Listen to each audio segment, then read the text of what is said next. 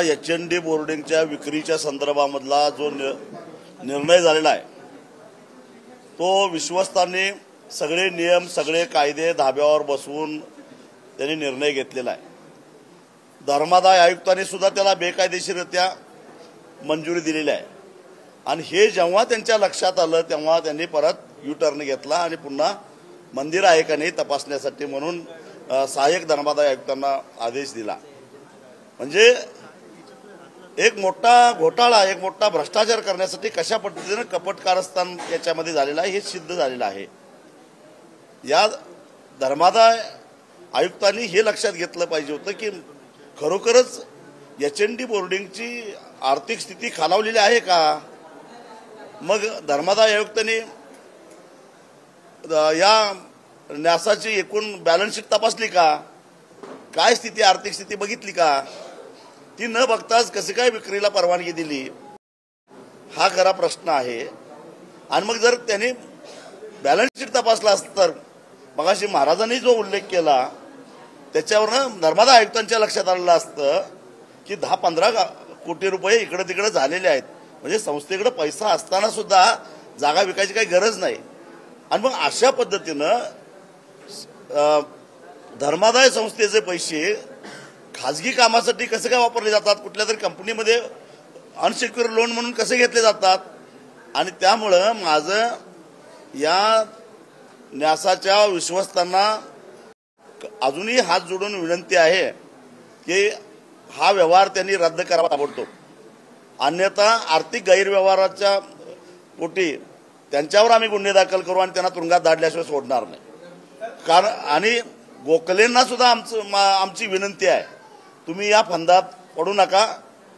1 तारखेला महाराजांचं उपोषण सुरू होणार आहे, त्याच्यापूर्वी तुम्ही तो व्यवहार रद्द करा आणि तो रद्द व्यवहार केला नाही तर आम्हाला पुढचं पाऊल उचलावं लागेल। महाराजांच्या उपोषणाला संपूर्ण देशभरातून पाठिंबा मिळणार आहे आणि त्याची किंमत सरकारला म्हणजे केंद्र सरकारला राज्य सरकारला चुकवावी लागेल। त्याचबरोबर महापालिकेच्या आयुक्तांना माझी विनंती आहे की कशा पद्धतीने तुम्ही परवानगी दिली, काय कागदपत्र तपासली।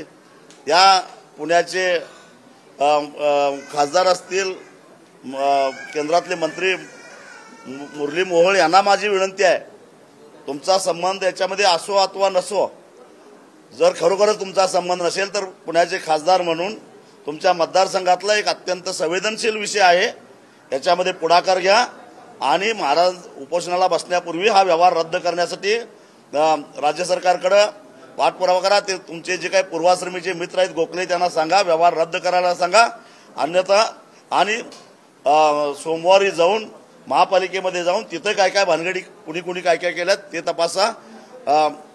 याच्यामध्ये अरे पुणे हे विद्येचं माहेरघर आहे, इथं महाराष्ट्राच्या कानाकोपऱ्यातनं देशाच्या कानाकोपऱ्यातनं पोरं शिकायला येतात आणि अशा परिस्थितीमध्ये इथं जर का विद्यार्थ्यांना 1 जूनपासून इथनं येऊ नका हे हॉस्टेल बंद केलेलं आहे असं सांगून बेसारा करता, खरोखरच कुणाला काय वाटत नाही का। आणि त्यामुळं माझी विनंती महाराष्ट्राच्या मुख्यमंत्र्यांना आहे, मुरली मोहोळना आहे आणि सरकारला गोखलेंनाही आहे की हा व्यवहार रद्द करा। आणि या विश्वस्तांना माझी विनंती आहे, अजूनही आम्ही संयम सोडलेला नाही, तुम्ही गोखले आणि तुम्ही बसा, 30 तारखेच्या आत व्यवहार रद्द करा, अन्यथा आर्थिक गैरव्यवहाराचे गुन्हे आम्ही तुमच्यावर दाखल केल्याशिवाय सोडणार नाही।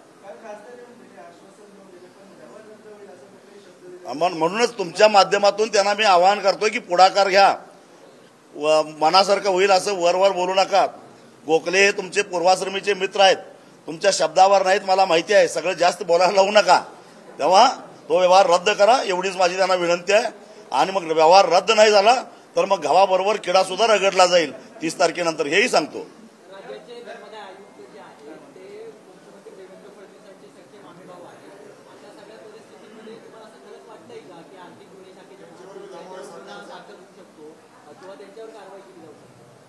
कारवाई करावीच लागेल, नाही केलं तर धर्मादाय आयुक्ताच्यावर कोणतरी आहे का नाही का, धर्मादाय आयुक्त म्हणजे ब्रह्मदेव आहेत का, त्याच्यावरही कुणीतरी आहेत ना, आम्ही गप्प बसणार नाही।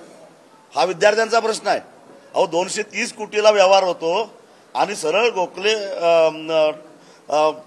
डेव्हलपर्स मार्फत सांगितलं जातं की याच्यामधून आम्ही 3,000 कोटीचा रेव्हेन्यू जनरेट करणार आहे.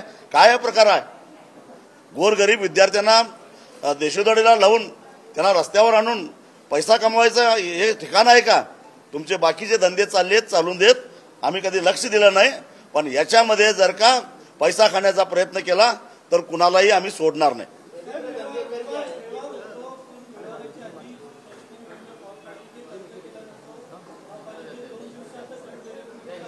मी सुरुवातीलाच म्हटलं की हे सगळं संशयास्पद आहे. आता ह्या दोन संस्था मुरलीधर अण्णा मोहोळने खरं तर त्या बिरेश्वरला आणि याला पण विचारलं पाहिजे, बुलढाणा अर्बनला तुमचा काही संबंध नसेल त्यांचा खरोखरच तर त्यांनी विचारलं पाहिजे, कारण ते सहकार राज्यमंत्री आहेत आणि माझ्या माहितीप्रमाणे दोन्ही संस्था या मल्टीस्टेट आहेत, त्यामुळं केंद्र सरकारच्या अखत्यारीतल्या आहेत. त्यांनी विचारलं पाहिजे की अशा प्रकारे मंदिराला घाण ठेवून कर्ज कसं काय दिलं जातं, याची चौकशी का केली जाऊ नये. हे मुरलीधर अण्णांच्या मनात पाप नसेल तर त्यांनी त्याची चौकशी लावावी.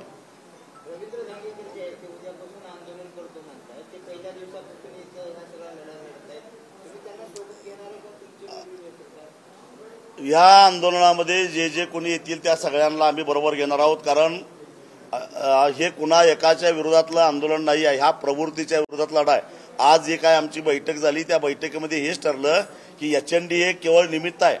अशा पद्धतीनं धर्मादाय संस्थेमध्ये काम करणारे हे जे लोक आहेत हे जणू काय आपल्या बापजातीची मालमत्ता आहे म्हणून अशा प्रकारे ट्रस्टचा जर वापर करायला लागले, अगदी VSIचा सुद्धा त्याला उल्लेख करावा लागेल तर चालणार नाही. धर्मादाय संस्था या धर्मादायच असतात, त्या सार्वजनिक मालकीच्या असतात. केवळ आपण विश्वास झालो म्हणजे मालक झालो असं समजू नये. आणि त्यासाठी एक व्यापक कायदा मध्यंतरी सरकारनं जी दुरुस्ती केली ती फारच तोखडी आहे. एक कडक कायदा केला पाहिजे जेणेकरून याच्यामध्ये अपहार करणारे तुरुंगात गेले पाहिजेत. यासाठी सुद्धा आज आमची सविस्तर अशी चर्चा झाली आहे.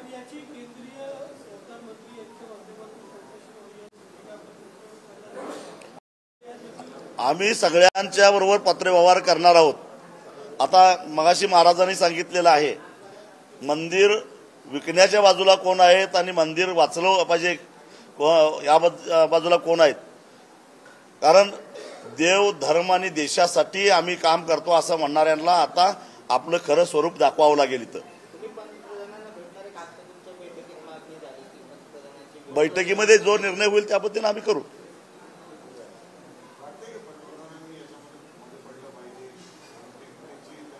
मला असं वाटतं की पहिल्यांदा राज्य सरकारनं पुढाकार घेऊन धर्मादाय आयुक्तांना आदेश दिला पाहिजे की हा व्यवहार रद्द करण्याच्या संदर्भामध्ये कारवाई करा. आणि राज्य सरकार काय करते याच्याकडे आमचं लक्ष आहे आणि नंतर मग केंद्राकडे जाऊ आम्ही.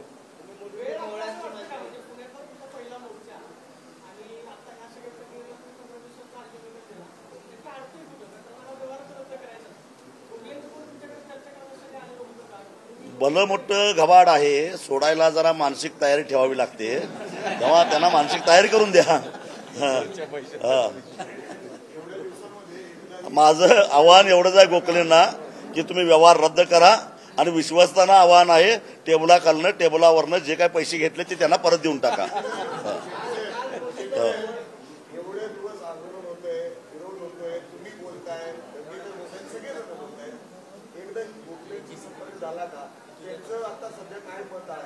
आता गोखलेंचा संपर्क होत नसला तरी सुद्धा आम्ही प्रयत्न करू त्यांच्याशी, कारण आम्हाला वाद वाढवायचा नाही आहे. आम्हाला हे बोर्डिंग चालू करायचं आहे, आम्हाला इथं विद्यार्थ्यांना शिकवायचं आहे. आम्हाला कसल्या राजकारणामध्ये रस नाही, आम्हाला वाद वाढवण्यात रस नाही, कुणी काय भानगडी केल्या त्याच्यामध्ये आम्हाला रस नाही. हे बोर्डिंग पुन्हा पूर्वीप्रमाणे चालावं आणि त्याला महाराष्ट्राच्या कानाकोपऱ्यातून येणाऱ्या विद्यार्थ्यांना शिक्षण मिळावं आणि इथं येणाऱ्या भाविकांना मंदिरामध्ये दर्शन घेता यावं, भक्ती करता यावी, अशी परिस्थिती निर्माण करावी यासाठी आम्हाला रस आहे. त्यामुळे आम्ही वेळप्रसंगी एक पाऊल मागं घेऊन आम्ही कमीपणा घेऊन गोखलेंना भेटू, मुख्यमंत्र्यांना भेटू, मोहोळना भेटू आणि कुणालाही भेटू, परंतु हा व्यवहार रद्द झाला पाहिजे याबद्दल आम्ही ठाम आहोत. नुरानी नव्हे नुरा कुस्ती कशी असते हे दाखवलंय की 4 दिवसात. 4 दिवसात कळालंय नुरा कुस्ती कशी असते ते.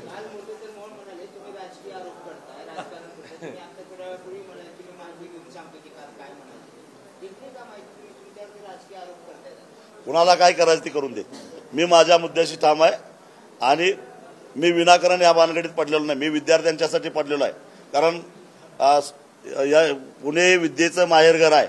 यासाठी या पुण्यामध्ये महाराष्ट्राच्या कानाकोपऱ्यातून विद्यार्थी शिकायला येतात आणि त्या ठिकाणी वालचंद शेठने 65 वर्षापूर्वी एवढी मोठी जागा घेऊन ठेवली असताना ती जर का कुणाच्या जरी स्वार्थासाठी कुणाच्या जरी घशात जात असेल तर माझ्यासारखा माणूस गप्प बसणार नाही. म्हणून मी या मैदानामध्ये उतरलेलो आहे.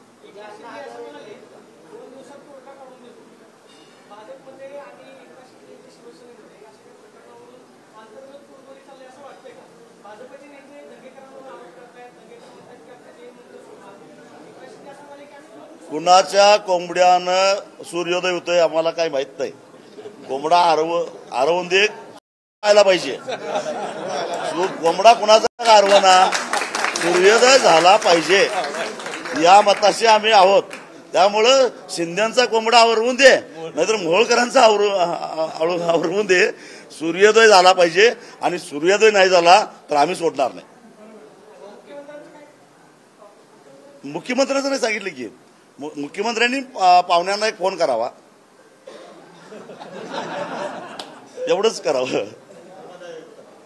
होय, पाहुणे मग कोण दुसरे कोण.